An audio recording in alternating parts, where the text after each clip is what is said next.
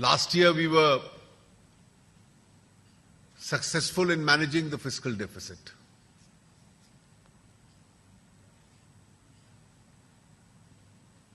The target had been set earlier.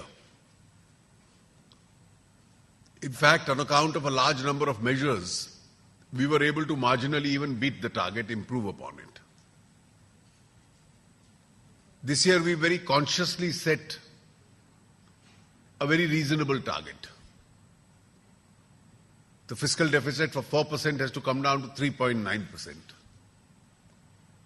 Seeing the tax buoyancy, we can comfortably beat that target. But the real objective is not to do that, because we want to increase expenditure, because increased expenditure leads to growth. And therefore, even if there are larger collections,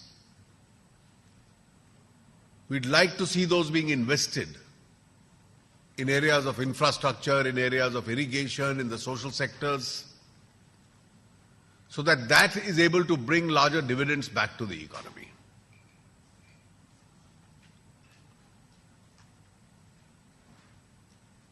In your functional culture, you have the very important and onerous responsibility of recovering every rupee which is due to the government. About taxation laws, it is said that there are no grey areas.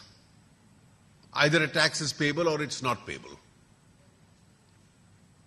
If it's not payable, no attempt has to be made to recover it.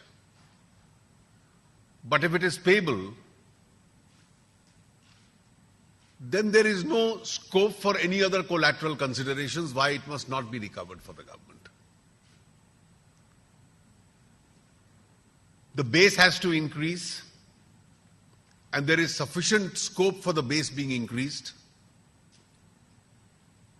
Evasion has to be checked. The parallel economy has to be squeezed.